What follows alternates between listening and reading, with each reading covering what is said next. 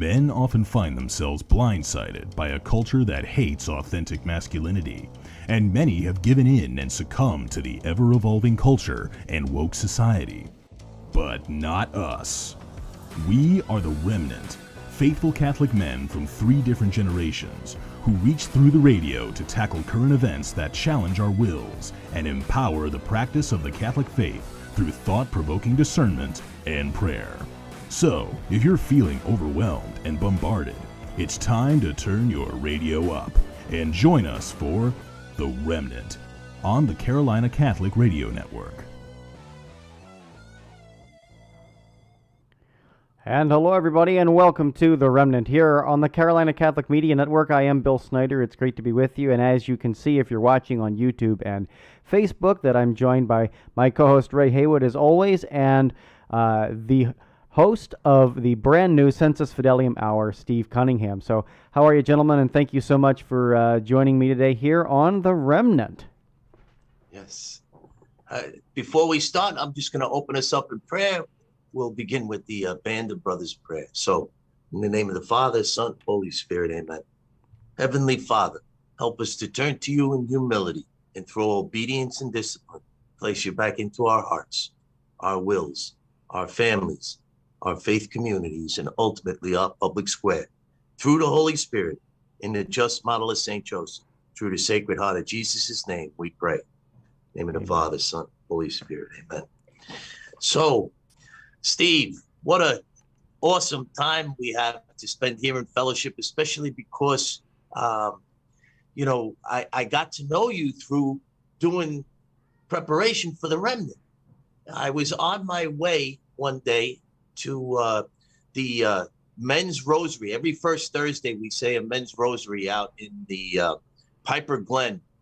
And a bunch of us get together, like 20 of us. It's awesome. We take up space as Catholic men and we say a rosary. It's dynamite. And I was on the way. I was with my oldest son, Nicholas, in the car.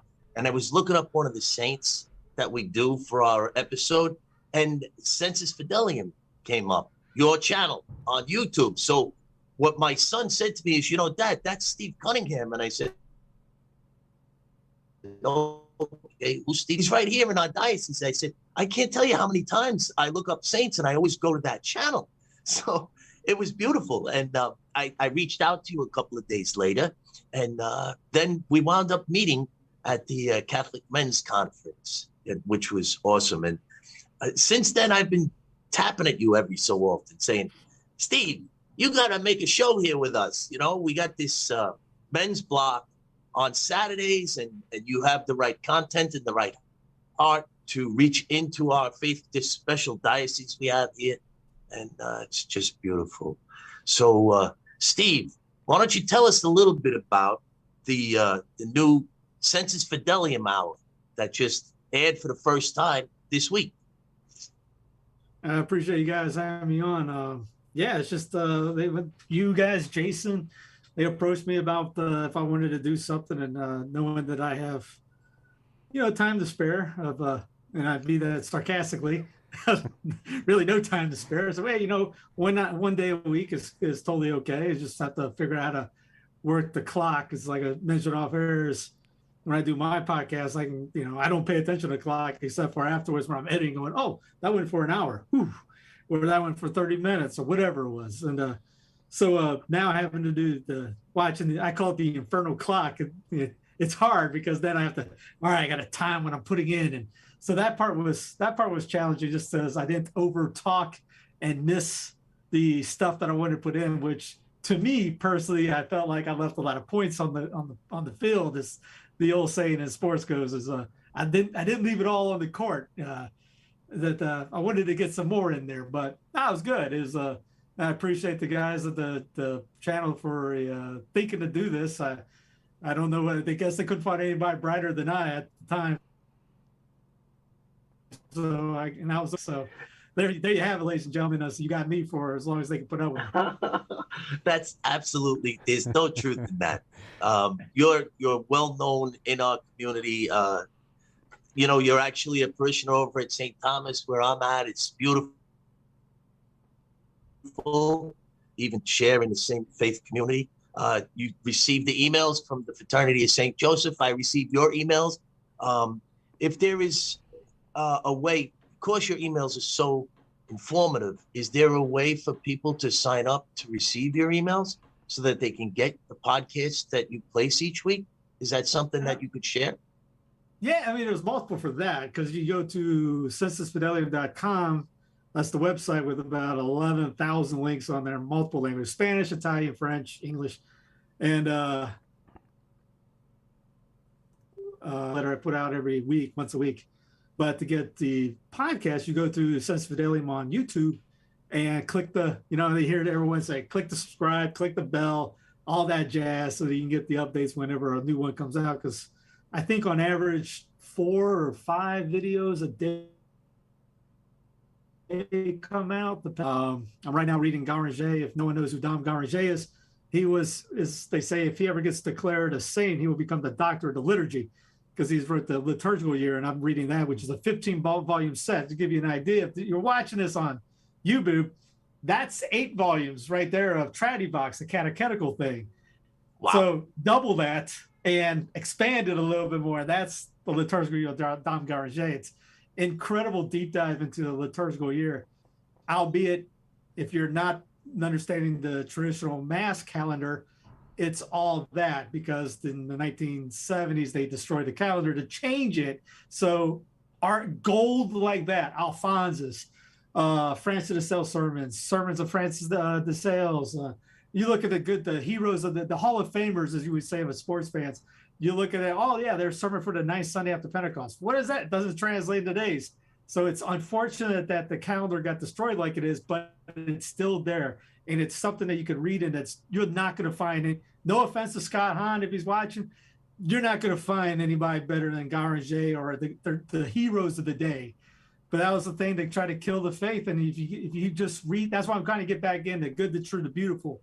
And there's not a page I've read from Dom Prosper Garanger that was a waste of time. There's something always I learned from it, something I went, wow, like punch me in the face. I'll screenshot, send it to a priest or a friend of mine, goes, check this out.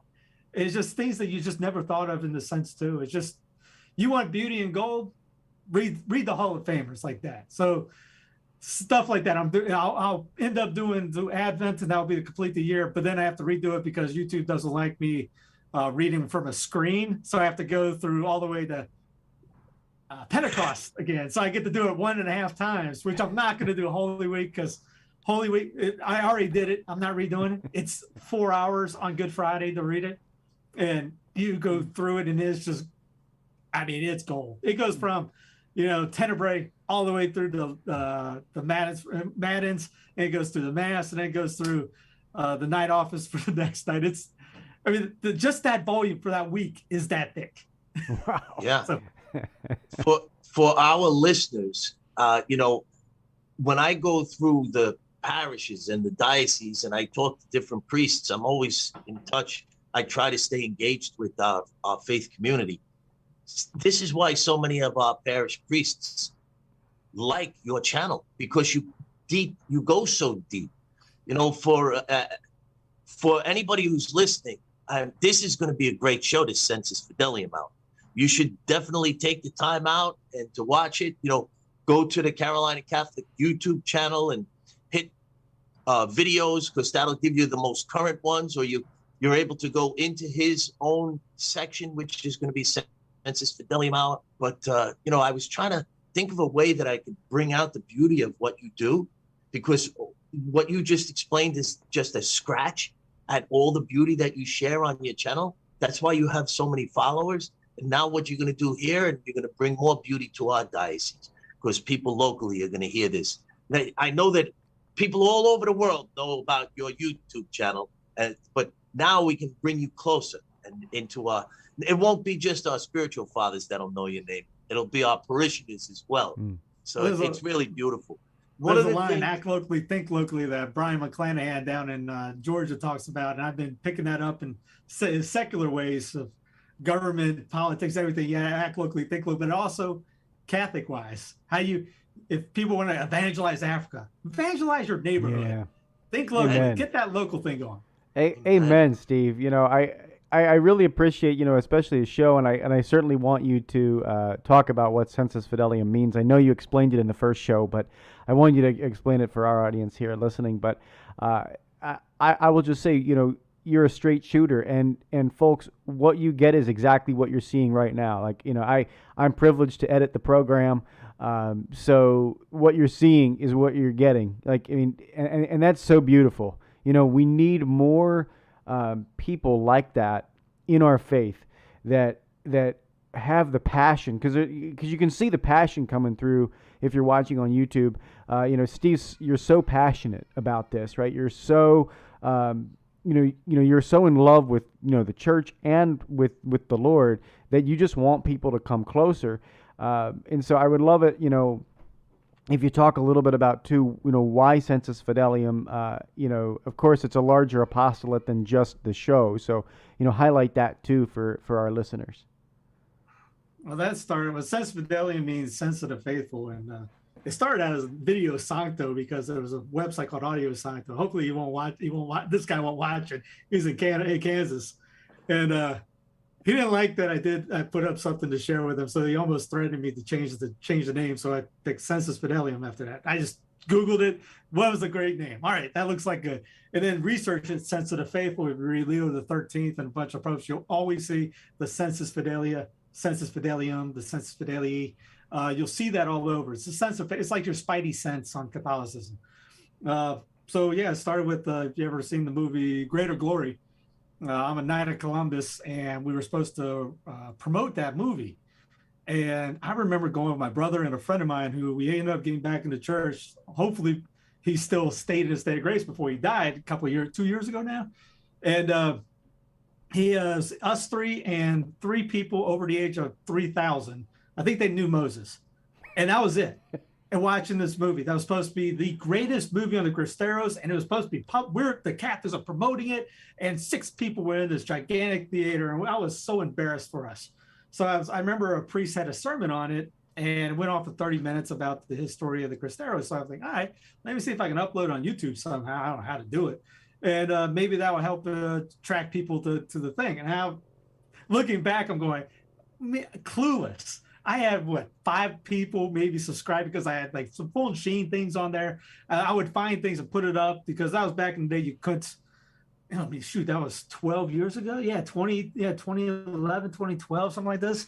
And nothing was on there. So I'm going, all right, how do you do it? I put a terrible video. It took me about 6 beers to figure it out. I was calling people, how do you do something like this? Found this cheap thing online. It's free, called Windows Movie Maker. And yes, I still use that to this day. And people laugh at it. If they're a techie, they roll when they, what do you use? Do you use this kind of program? This kind? No, it's Windows Movie Maker. People buy me a new computer every so often because I crash these because I goes through so many. And my first thing I do is, how do I find Windows Movie Maker? It's almost impossible to find. I got it down to an art now, thanks be to God. It's always a different version of it. But so 12, and then after that, I hear a sermon. I was, let me put that up. If I learn something out of it, maybe somebody else is going to learn something from it. And then another one, and then another one, and another one. And that was literally every day for a while. I was unemployed, looking for work at the time. So I was putting the videos together, reading. Anytime I heard every sermon they talked about, Father would recommend a book. So I would get that book and just dig through it. And usually it was all my San Alphonsus ones were my first ones, the Victory of the Martyrs, Preparation for Death, things like that. St. Francis de Sales, Introduction to About Life. And so if I heard Father talk about it, I did it. I was like, all right, he's the coach. I played basketball and baseball in college. So you listen to your coaches. So he's a coach. I'm listening to that. All right, I'm gonna do that. And then all of a sudden, 10 years later, I'm still putting one a day, maybe 4. I've gotten down quicker that I can put 4 or 5 a day, depending on the length of time. And now you get 4 or 5 videos per day being unlocked instead of just uploaded. I might upload 20 or 30 in a day or two, and then do podcasts. My wife was telling you need to do some podcasting. I go, what am I going to do? Because I kept myself asking other people who did it, dude, you need to start talking about this. How about this? Here's a great topic. Why don't you do this? And then I went to the idea of, why don't I just do it? It's the whole GK line of anything we're doing badly is worth doing badly. I screwed that up right there. So it's just one of those things. And I didn't go to a college. I tell people don't go to college, but I didn't go to college to get a theological degree. I didn't study in seminary. This is all from the road of hard knocks and literally just putting it to, when I played ball, I would, go to the gym to practice. Lights are out, sneak in somehow, stay in there for hours, play on Saturdays for 6 hours a day, forget to eat, do anything I could to get better in that thing. Same mindset, except in this. St. Thomas talks about when he said his sister asked him, how you be a saint? Will it? So is a lot of talk is cheap out there. Do you will it? You willing to put that time in there to read by when no one's watching? Because a lot of people like say, hey, look at me. They put the ashes on their head and put Facebook photos. Hey, look at me. I went to Ash Wednesday. And it's like, it's all about me, me, me. I like the ones, I tell it on my news show a lot. Give me the people that are busting it without the coach seeing, running the stairs at night when the stadium's closed, when the stadium's live. Everyone else is partying, doing everything, and you're the one putting in the time and effort, late night, early mornings, to get better, just a little bit better. Because those other guys think they can already just walk on the field. They got that natural talent. We never had it, and I guess that was one of the things about my brother and I. We never had the natural talent. We had to work hard for it. We could get it done and do it, but we had to bust our butts to do it. So the same way, you got to do it. You got to put the calluses on your knees. You got to grind it out on the books, get some paper cuts from flipping pages, and have the humility that you don't know everything, and then just share it. When you find the gold, it's kind of selfish if you don't spread it. You see a good movie like Top Gun came out over the summer. Everyone, their brother saw it, and then they told their friends, you got to go see it. Well, like the Dom Garnier brought up, I read something like that when they talks about like the Feast of St. Peter and Paul. He writes about the epistle commentary. And he goes, these people in this hut had more power than the entire army that held the Pope, and ... And sometimes you need to send an angel to wake up the Pope with a slap. You get some humor in there. But it's things like that. How many people are reading that? No, you're reading the blogs. You're reading all the negativity out there. So what's the negativity going to do for you? It drags you down, gets you angry, divides you, makes you bitter. Where's the joy? I bring up the bishop all the time, Théophane Bernard out in Vietnam. His slogan, the bishop, was 3 cheers for joy. And this was a guy at the time when everybody he sent as a missionary was getting killed. And he said 3 cheers for joy anyways. And, Philip Neri cut his head, cut the side of his beard, walked around Rome with half a beard just to get laughs. Miguel Pro is, he's walking around. He's public enemy #1 to the Masonic government in Mexico. And he's going up to the guys dressed up. Hey, you guys find that pro guy yet? And then walk away. Things like that. If we would have that joy in the time as one priest called the world's nuts right now. I run a show called Clown Planet. It's literally clownish out there. But if we were the salt of the earth and joyful and things like that, people would come up to us asking, what's wrong with you? Why are you smiling? It's, this is burning up. This is going down. The, government all over the place is corrupt beyond corrupt. How are you smiling? Yeah, you're Catholic. You should wake up happy. So that's one of the things after all these sermons, just, yes, you learn. You're in the right spot. You're in the boat. The only person to blame at the end of the day in Judgment Day is yourself. The extreme ownership. You saw the clip that I put on Jocko. I love that extreme ownership thing. Father Nolan back in Denver, he was the one that showed me that back out there and did some men's lectures on ownership. And it's hard when you say, like, if he would go into, you have a bad wife, you have a bad marriage, that's your fault. You asked her. you did this wrong, that's your fault. You didn't do this right. Everything. I try to make no excuses, because like in Jocko's videos, and I put it in my podcast, excuses are lies.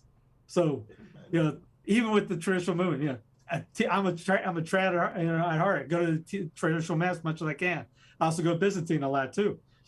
All right, the Pope did this. Good.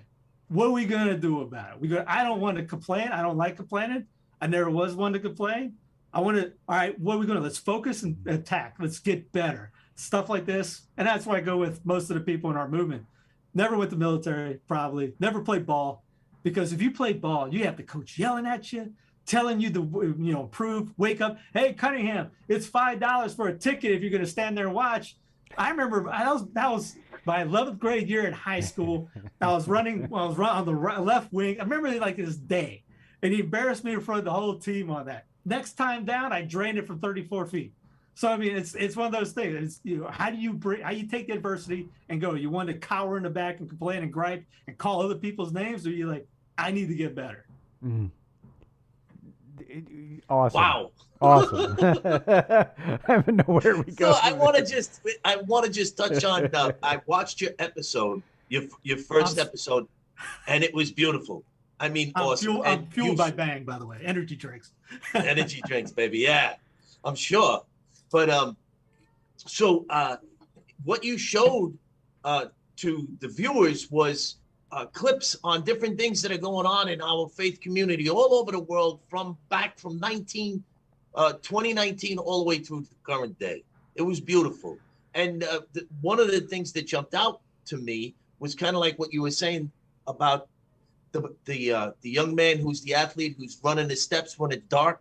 Well, one of the things that you shared was of a young girl that was up in her room and she was praying. And she was praying for her parents and her father. And you said she was possibly doing it for years, but this one night her father came in and said, "What are you doing?" And she said, "I'm praying for you to go back to mass." What a powerful thing that you shared to us. And you gave us that awareness that, it's not always the parents that are praying for the children, but we have children that are praying for the parents as well. And I don't know how exactly you brought that into context, but for the people who are going to watch your episode, if it's anything like what it did for me, that'll jump out to them as well. When you put that together, where did you come up with that? How did that touch you that you placed that for us? So the idea behind that whole episode was because October's coming. I think this airs Saturday, so it'll be October 1st. So today's October 1st. Am I correct about that? It aired yesterday. Oh, it aired yesterday. Yeah. No, yours. But we do it again on Saturday. Okay. During the men's block. So I put mine out yesterday, which was the 27th, to air for October, because this guy, Father Matteo Bradley Crowley, he was the apostle of the Sacred Heart. He's got that book, and this book is Firebrand, which you got to read. His other book, everyone's probably seen, is Jesus, King of Love. Talks about the enthronement of the Sacred Heart. He was the one that was commanded by Pius X to promote it.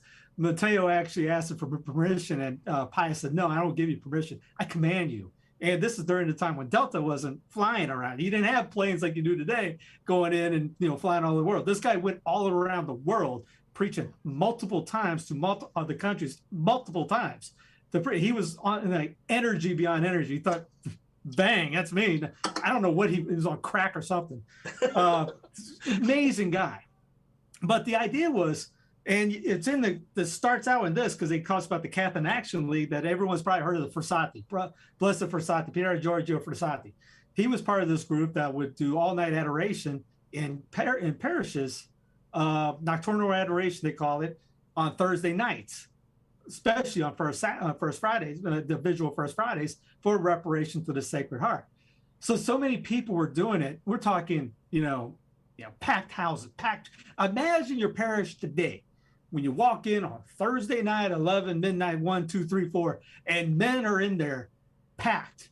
Like the story is Giorgio's like doing everything he can to keep his eyes open at 4 a.m. because he's praying and he's wanting sleep. Packed houses. Chicago is nicknamed, according to Matteo, the city of the Sacred Heart. If somebody, I was wondering if that was going to cause an accident when I said that, because there ain't nobody with 2 working brain cells thinking, "Oh, Chicago, yeah, I think Sacred Heart when I think of Chicago right now." No, you think of people getting shot every other day. So the idea is this challenge of Father Matteo, and everyone wanted to do more. You want to do more. You want to do it. I can't go to adoration. That's the kind of people they had back then. We want to do more. So he goes, "All right, let's do this thing at the home." So instead of being able to you can't get to the church, you can't get inside because there's so many people. Think about that as a problem. You can do it at home. So he used this image. If you don't know this, if you can't see this, is the Garcia Moreno Sacred Heart image. Just look it up on Google. Can't miss this, on the front of his Jesus King of Love book. And Garcia Moreno was the Catholic president of Ecuador, who was prophesied by Our Lady of Good Success to come as a Catholic president 300 years prior to him being born.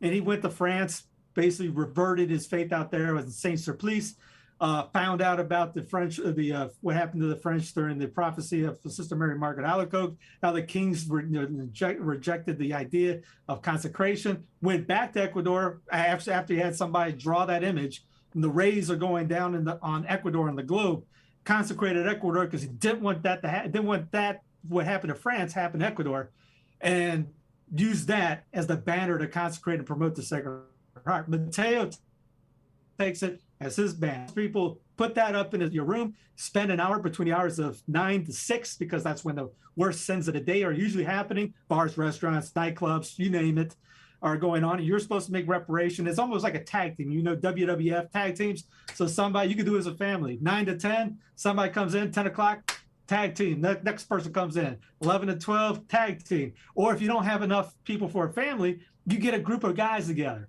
12 maybe. Say like Ray goes, all right, I'm going to take the 12 to 1.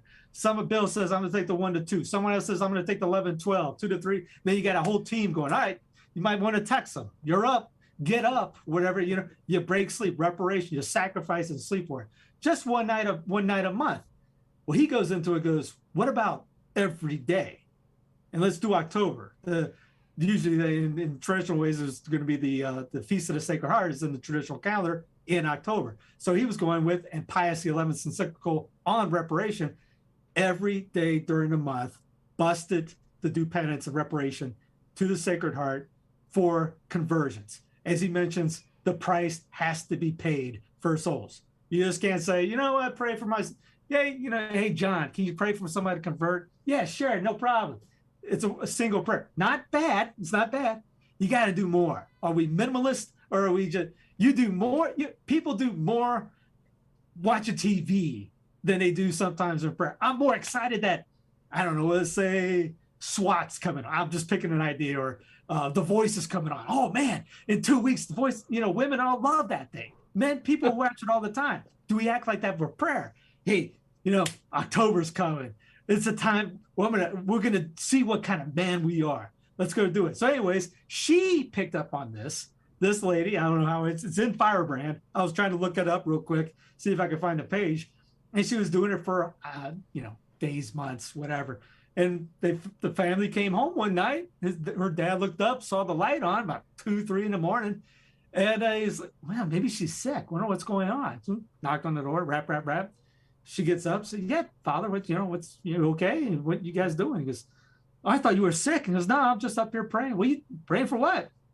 You and Mama. They come back to the church now. If that was back in early 1900s, late 1800s, think about that. And that's why I tied all those links in before. How many people stopped going to mass because all the obligations were taken away? Churches were closed. How do you break a habit? Was it 28 days to break a habit? 28 days to start a new habit. So for 28 days, you broke everyone's habit of going to mass. And for longer than 28 days, you got everyone's habit of staying in their PJs, either watching on the couch or watching on TV, which absolutely does absolutely nothing. And if you think I'm lying, just turn on the Food Network, watch somebody cook, and then say, I'm not hungry anymore. That worked that way. So we got everyone working on doing this and not promoting going back. Oh, fear being pounded in your heads instead of joy, hope. Hope got killed for 2 years. No one was talking about hope. No one was talking about joy. Nobody was talking about offering up for God's will or anything like that. It was all fear. We got to fear our neighbor, not love our neighbor. We got to fear our neighbor. That neighbor of ours is a biohazard. He's made an image of likeness of God. No, he's made an image of likeness of a killer. We're all killing somebody now. It's such a lie that we were brought to the last couple of years. So how do we get people coming back? And there's a lot of priests I know, thanks be to God, that know that this was a farce, and they're doing everything they can to try to get everyone back, because yes, obedience is a thing. And that's a lot of things that people on my side just don't get. They think that it's the American way of disobedience. So, we got a time. No. I can do it better. We're going to do this way. No. You can't tell me what to do. It's the whole non-servium idea in a sense. Pio, of all people, Pio should have been somebody to tell, you know what? Because somebody posted this, literally said, you should tell Rome to go pound sand. And you see Pio doing that? The guy had a stigmata, had all these mystical visions, things like that. If anybody did something like that, he would have been somebody to go, you know what, Rome? Go pound sand. I'm a little bit better than that. No. He took the hits, called it, maybe your mother could be abusive. Okay, still love your mother. Your father might be an alcoholic. You still love your father. Instead of, and someone put up the Freemason thing of using holy obedience against us. Okay, fine, let them. That doesn't mean we take the devil idea of disobedience. You still use the virtue, you still use the weapons that we have to fight back. You persevere, you brought up before, embrace the suck. You got to embrace, and then suffer in silence. So that was, brought that up too, because you can take a lot of military ideas. We are the church militant, I'm told, and use that to our way of thinking. All right, the whole good. All right, we lost the Trinity. I went, it was hard. It was hard. It hit me personally in that. Good. All right, what are we going to do about it? I told my wife, all right, we're either going to take a road trip or we're going to the Byzantine Mass. Still in union with the church. It was actually more trad than the trad because it's 4th century. It was beautiful. And it was cool because, they were adoring the shroud. And I'm going, ding. Because if you read Garanger, they adored the cross, which was the relic, is supposed to be a representative of the true cross. When you go down and get on your knees, you don't have somebody holding it. You get on your knees and reverence the cross, because the true cross is actually the only relic that you get on your knees to honor, because it has his blood in it, in the wood. So you don't genuflect to any other relic but the true cross. So during Good Friday, you get on your knees to adore and kiss the true cross. They do the shrine because why? They didn't find the cross yet. And that was cool just to see the historical part of it. I told my wife, that's why they're doing the shroud. Helena hasn't found the cross yet, so they're still doing the shroud. And that thing hasn't changed since the 4th century. That was pretty neat to me. I'm kind of geeky in that. So, all right, road trip or that. I'm not going to complain. I'm not going to yell at the bishop. And I told a group of guys of mine, guys, he's in a rock and a hard place. You want him to be John Chrysostom? You want him to be Athanasius? Good. Okay, great. Be prepared. And a priest actually said this in a sermon on my channel. You want your bishop to be like that?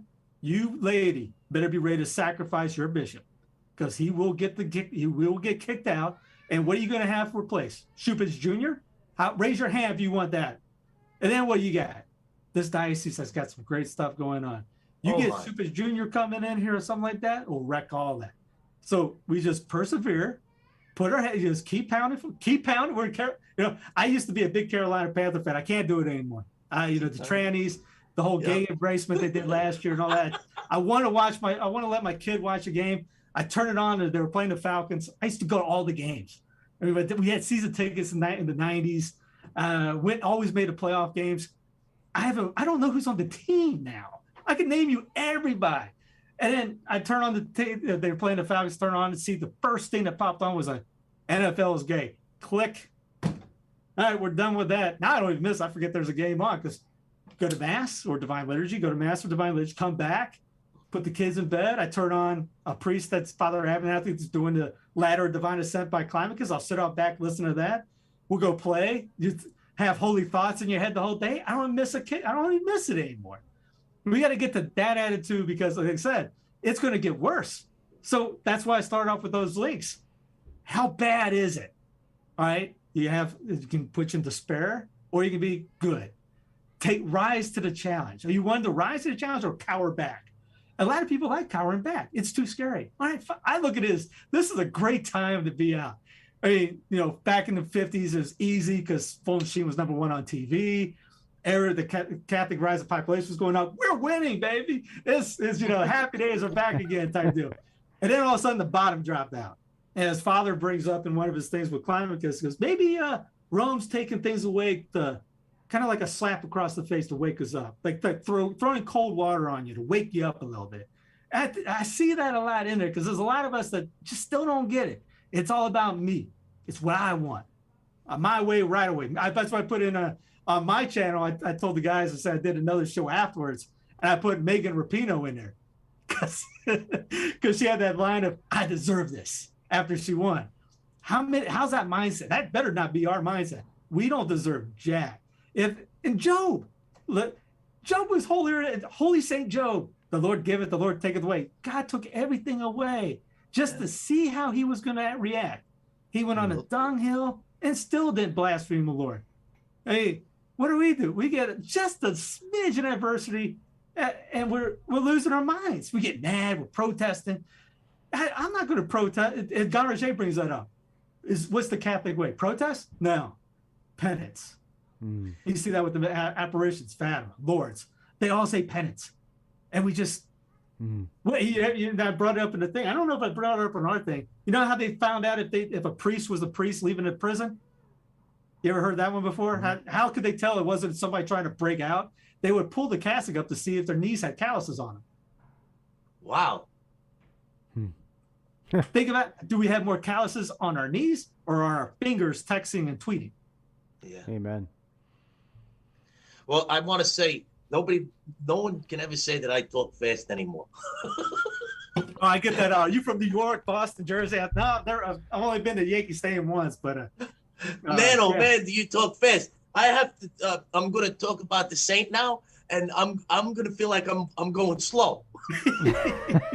I get excited. I need to turn it down a little. My bad. No, dude, it's awesome, Steve. You got, like Bill said, you're so passionate, and it's beautiful. And it's going to help our diocese. And the show that you're producing is dynamite. And as you go further in it, it's going to just reach into more souls. That's what we're doing. We're building up a band of brothers. Just like that prayer in the beginning. All the things that you were saying was resonating, the band of brothers prayer. And what you were talking about locally, what was shared with me when I first started out after I wrote the book was the only thing that we can change is that our kitchen tables, our altars, and the communities that we touch. And that's exactly what you're sharing. That's the only thing we can touch. That's the only thing we can change.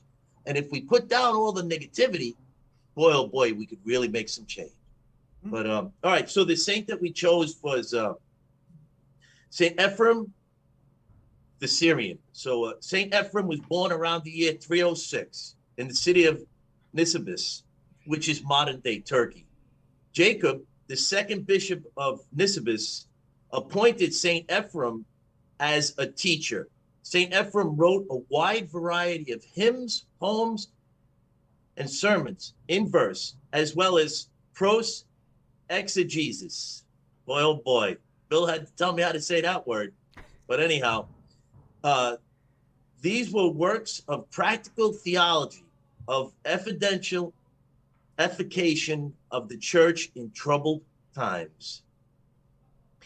He composed hymns and wrote biblical commentaries as part of his educational office. In his hymns, he sometimes referred to himself as a herdsman, to his bishop as a shepherd, and to his community as the fold.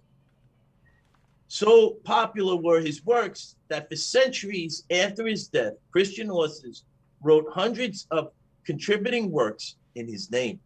He has been called the most significant of all the fathers of the Syriac-speaking church, and also counted as a venerable father in the Eastern Orthodox Church, kind of what you're going to now, Steve, right? He was declared a doctor of the Roman Catholic Church in 1920. Ephrem is also credited as the founder of the School of Nisibis, which in later centuries was the center of learning for the Church of the East. Now, Bill, I know you have some things to share on St. Ephrem. Well, yeah. Before you start, correct, I'm not going Eastern Orthodox. Those are the schismatic guys. Byzantine is going to be, that's like Father Malak. He's part of the group. So just to clarify before anybody. So what's the Byzantine considered? What's the Byzantine considered then? It's Eastern Rite, but when you say Eastern Orthodox, first thing people are going to think is like the Russians or Coptics, things like that. Right. Yeah, it was just clarify. Don't anybody lose it on that. Right. Yeah, exactly. Eastern Rite is different than Eastern Orthodox. But no, the reason we always think about choosing different saints for these episodes, and when Ray said who's the saint that we should pair up with Sensus Fidelium, well, the first thing I thought of that popped into my brain was, who guides the faithful, right? Like Sensus Fidelium, the sense of the faithful. Where do we, as faithful, get the sense from? And so I remember several years ago, one of my acquaintances challenged me to read St. Ephrem, and his hymns are certainly heady, folks. If you want to delve into hymns, he wrote one of his most popular set of hymns that Ray was talking about was actually hymns against the heresies, which is crazy to think that there's actually songs and hymns that combat heresies of the church, So I actually read that for Lent one year. It was one of my Lenten promises and things to do. But the reason why I picked Saint Ephrem is because he is also the patron saint of spiritual directors and spiritual leaders. And so, whereas the sense of the faithful, where do we get our sense as faithful? Well, it's from our spiritual leaders and spiritual directors. And so that's the reason why I chose St. Ephrem, because hey, here is a guy who has had a career of teaching, of really guiding the faithful, and guiding the faithful through popular means as well, right? Like his hymns were popular. He was using things that resonated with the faithful of the church. And so that's the reason why I chose him. He is a doctor of the church, which there are 33 doctors of the church that we highlight out that say we are these saints are men and women who their writings are so profound and so deep that we should really give them special reverence and also special care to actually read them. And so those 33 doctors of the church, Saint Ephrem the Syrian is one of them, and that's the reason why I chose them. So Steve, you have any thoughts on Saint Ephrem? I know it's just kind of threw you probably, hey, here's Saint Ephrem, man. Figure it out. It's a beautiful thing. It's actually 35 now, but if you go to TAN Books and get the 35 Doctors of the Church book, I can't remember who's the author. I remember reading that back in the day when it was 33. That's a great start to learn all who the doctors are, especially Ephrem, because most people don't know really. I mean, they know Therese. Her feast day is coming up soon. Saint Therese of the little child Jesus and of the Holy Face. That's something that most Therese fans don't know. That's her full name, the Holy Face of Jesus. Huge devotion to that, which I have quite a few of that in the on my shows, and I mentioned that in the challenge. Get an image, a relic, and I have links for that. I have 4 at the house. Big devotee of that now, and there's a podcaster going around saying, the women, there was no women doctors before Vatican II. I'm like, who cares? I mean, St. Alphonsus called St. Teresa of Avila his spiritual mother. I mentioned, I'm reading John Climacus and going through the thing. Climacus is big time on you need a spiritual director. He's talking mostly to monks, but lay people definitely as well. St. Philip Neri said, if you take your own advice, you're taking your advice from a fool.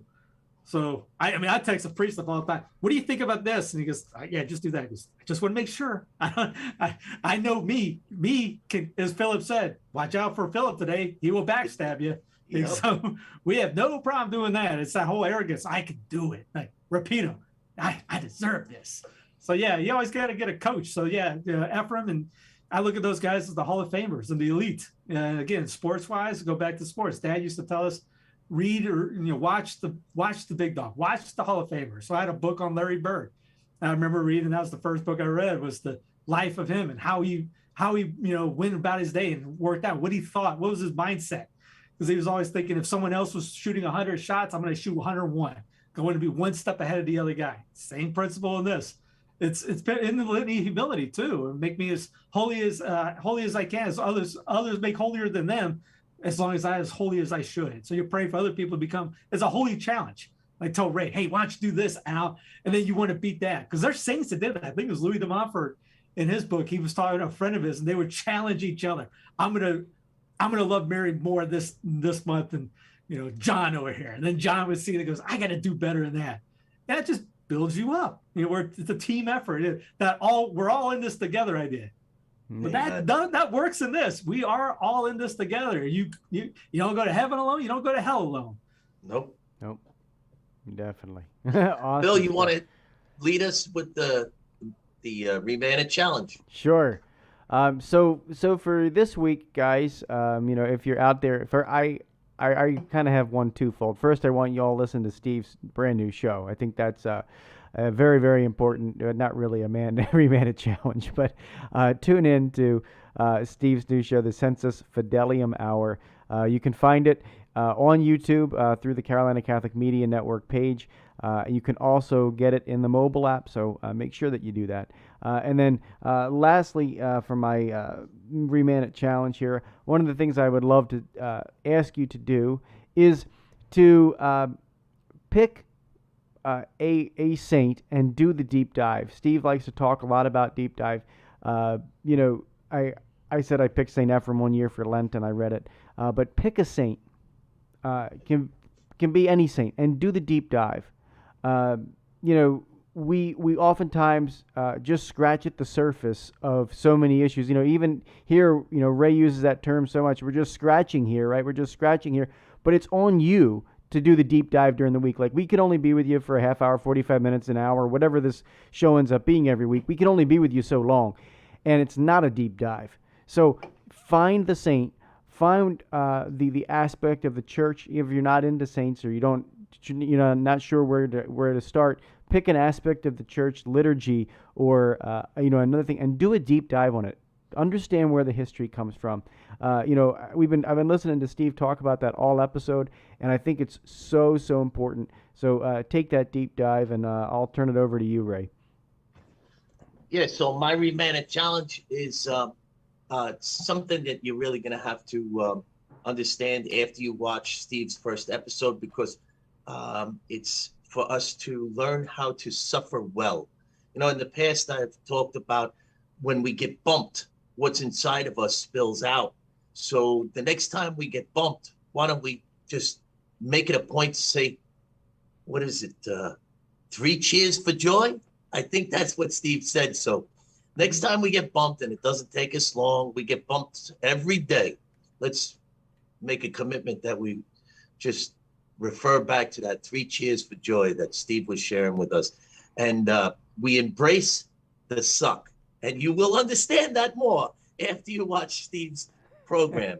But and also another thing I'd like to reference back to with what Steve was sharing with us is how important adoration is, and how we should have that tag team, and how we should have that group of men that we shoulder up to, that band of brothers we're trying to build, and actually encourage that. At St. Thomas, we're having an adoration chapel built, and it's going to be beautiful, and there's going to be opportunity for us to actually do this. So, Steve, maybe you and I could start that together over at St. Thomas, and, get that tag team going of the adoration chapel. It's going to be open 7 days a week. You know about it, right? No, I didn't know about it, but it just takes one. That's all. You got to get it started. Then you can go from there. I mean, John of Avila, St. John, another doctor of the church. One, blessed be God when bad times is better than 1,000 during good times.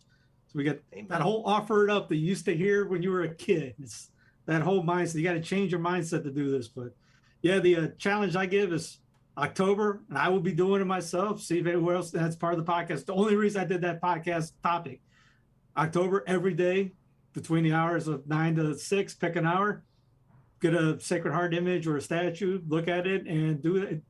I have the booklet on the .com website, sensusfidelium.com. Buy it off Amazon. It's $1 or something like that. Get it at your house. I like the booklet myself, so you just keep with it, and I don't have to look at a screen. But you want to do a challenge? Do 31. Was it 31 days October? 30 days, half September, April, June, and November. 31. Yeah. Do the 31 days of this. See how you are at the end, and keep doing at least once a month. Once a month, because again, the world is going to in a handbasket, maybe a freight train. The price needs to be paid. So Catholics need to be salt of the earth again.